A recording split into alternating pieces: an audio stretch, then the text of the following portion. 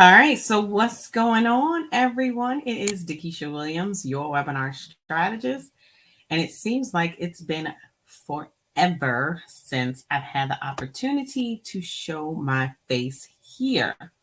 All right, so today I want to talk to you a little bit about just trying to make sure that I am live. All right, so today I want to talk to you about 3 things to consider before you host your next webinar. And I think this is very important because you should actually still be hosting webinars in your business. I'm just saying. Is that better? All right, that might look a little bit better.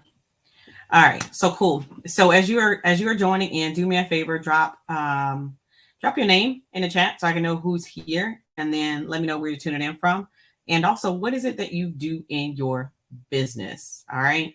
So I'm going to be streaming to a couple of different platforms, but I'd love to know what it is that you do in your business. Because again, sometimes I go off on like a training and we start talking about how you can use webinars in your business. But it's 3 things that I want you to pay close attention to as you are preparing for your next virtual training. And if you're not using webinars, you are really losing out on 120 to 240 leads every single. And you may or may not have seen me, post this, and I'm going to tell you why.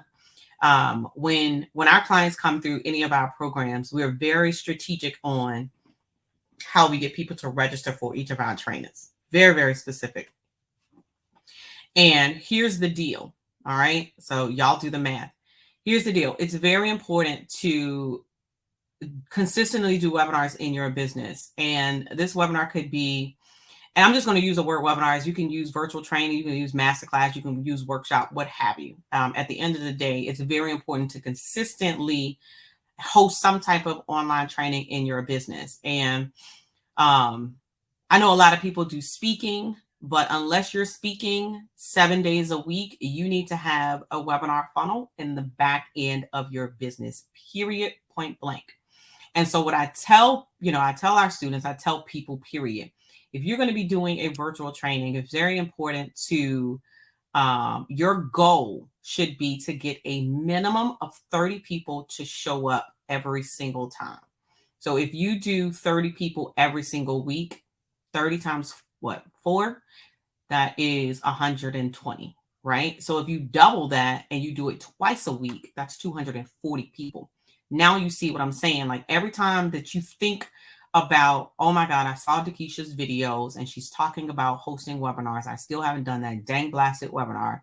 Just think about how you just gave up or you left 120 leads or 240 leads on the table, period.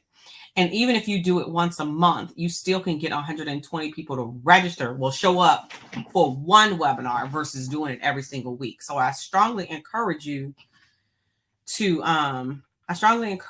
do them at least monthly, if not bi-weekly, if not every single week. I got a client call me and said, webinar coach, I'm back to doing my webinar every single Thursday. Okay.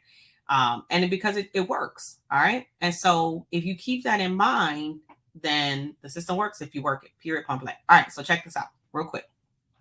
So number one is the number one thing, and I want you to take notes as I am going through my 3 bullet points, and I do write it down.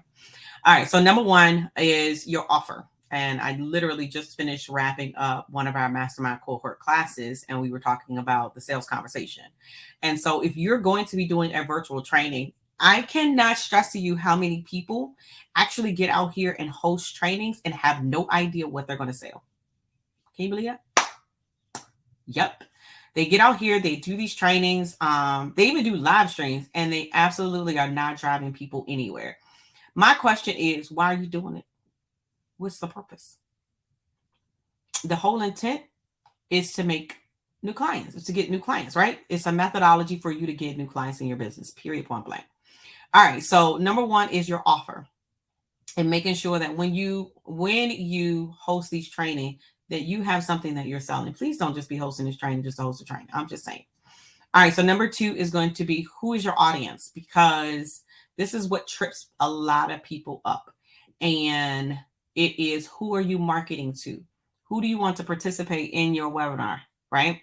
who you want to participate, who are you marketing to. And that's going to be important because that's going to play heavily on how you market and where you market. And what I mean by market is how you promote how you promote your training. That's going to be, understanding who you're promoting to is going to play heavily on what platforms you promote, what strategies that you use in order to promote your content. All right. And then get the registrations for your presentation, your webinar. And I mean, there's so many platforms that we can use out here. Oh my God, I just signed up for a new one, Clappers. Like, Lord have mercy, if y'all give me one more social media platform. Okay. But anyway, and so what we do is we teach about 35 different ways for you to get registrations for your upcoming webinar. It does not have to be complicated. All right. You just have to be consistent. Oops, did I say that? The last thing I want you to think about is your messaging. And write this down. If you promote the problem and service the solution, promote the problem and service the solution. Well, what do you mean? A lot of times, here's what I see. I'm hosting a training. Do you want access? Why? Why do I want access? So you have to explain to them, I'm hosting a training. Here's what you can expect from participating in my training. And if you want access to the training, here's how you get access. All right. So a lot of people, I see a lot of times on here is on the different platforms is I'm hosting a training on Friday at 2 p.m. You want the link, DM me below. For why? Right? So you have to have very clear marketing messaging or very clear messaging that's going to get them to raise their hand and say, Dakisha is talking to me and I am interested in what it is that Dakisha is teaching. All right. So if you knock those 3 things out, you should have no problem hosting your upcoming virtual training in the next 30 to 45 days. So real quick, number 1 was making sure that you always have an offer. Even if you're not pitching directly from the workshop and you're still getting them to get on the call, you still want to make sure when you get them on that call, you got something to sell to them. All right. And number 2 was your audience. Just drilling down on really who you serve. A lot of times I see that, I can teach anybody. And I tell people, like, it doesn't matter what industry you're in. You could use a webinar in any industry, but that doesn't mean that I personally work with every industry. All right. I have a tendency to work more with speakers, coaches, consultants, and authors. Right. That's just kind of, who I attract because of who I am, because of my marketing, my messaging. Right. So anyway, and then the last one is your messaging and how you're promoting your upcoming webinar. So I challenge you to schedule your next webinar. You can comment below when your next webinar is going to be. Reach out to me if you have any questions. If you would like to go ahead and fast track your next webinar, we do have our next mastermind cohort coming up, and the application link is above.